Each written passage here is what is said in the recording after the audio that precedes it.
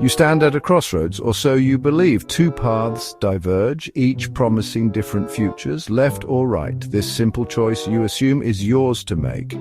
Your free will, that untouchable essence of self, guides your hand. But does it? What if this intricate tapestry of decisions, the very fabric of your life, is woven by threads you can't see, forces beyond your control? The belief in free will is comforting. It's the cornerstone of our legal systems, our moral judgments, our very identities. Yet, what if this cherished belief, the idea that we are the conscious authors of our thoughts and actions, is an illusion? What if we are merely passengers on a predetermined journey, our paths set long before we took our first breath? We cling to the idea of free will like a life raft in a stormy sea. It's a comforting narrative, a shield against the unsettling reality that we might be more like machines responding to stimuli than conscious agents driving our own destinies. But look closer. Examine the influences that shape your daily choices, from the mundane to the profound.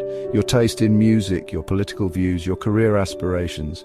Are these products of your unfettered will, or echoes of your upbringing, your culture, your environment? Consider your reaction to a simple advertisement, a catchy jingle, a seductive image, and suddenly you crave a product you didn't even know existed moments before. This is the power of suggestion, a glimpse into the vast network of external forces that shape our desires and decisions, often without our conscious awareness. The philosophical school of determinism has long argued against the notion of free will. Baron d'Holbach, an 18th century determinist, famously stated, "Man is never wicked voluntarily. He always acts according to the desire that appears to him most agreeable." This stark assertion strips away the comforting illusion of choice, presenting a reality where our actions are merely the inevitable outcomes of our genetics, our upbringing, and our environment. Imagine a line of dominoes, each one representing a decision or event in your life. The first domino, set in motion at the moment of your birth, triggers a chain reaction that unfolds with unyielding certainty.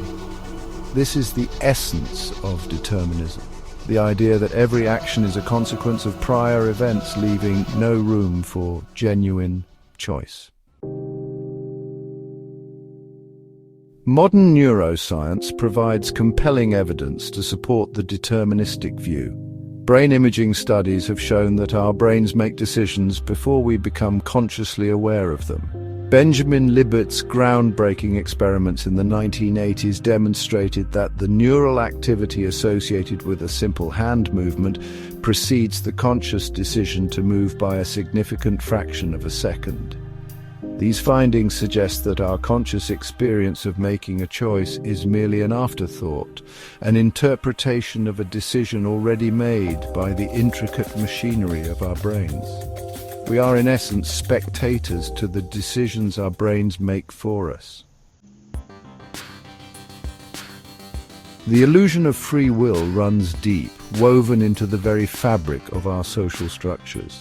We hold individuals accountable for their actions, praising their successes and condemning their failures. But what if those actions, both laudable and reprehensible, are merely the inevitable outcomes of a predetermined script? Consider the impact of childhood trauma, poverty, or lack of education on an individual's life trajectory. Can we truly claim that a person raised in a loving, supportive environment has the same free will as someone who grew up surrounded by violence and neglect? The implications of rejecting free will are profound and deeply unsettling. If our actions are predetermined, then the concept of moral responsibility crumbles. Can we truly hold someone accountable for their actions if they had no real choice in the matter? Does the concept of justice even hold meaning in a world devoid of free will? This line of thinking can lead to a sense of moral nihilism, a belief that nothing has intrinsic value or meaning. If our actions are predetermined, then what is the point of striving for a better future, of fighting for justice, of seeking love and happiness? The rejection of free will forces us to confront a fundamental question. If we are not the conscious authors of our thoughts and actions, then who are we? What remains of our sense of self, our identity, in a world where our choices are merely illusions?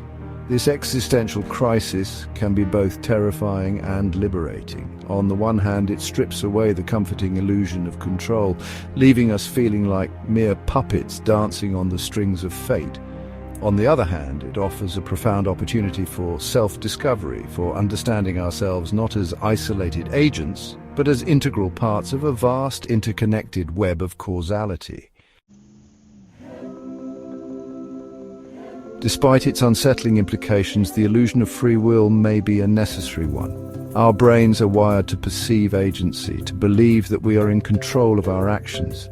This belief, however illusory, may be essential for our mental well-being, for our ability to function in the world. Perhaps the key is not to deny the deterministic nature of reality, but to find a way to reconcile it with our subjective experience of free will.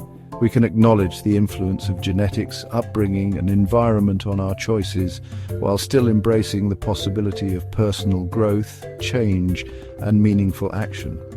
The journey of self-discovery lies in exploring this paradox, in embracing the mystery of consciousness within a deterministic universe.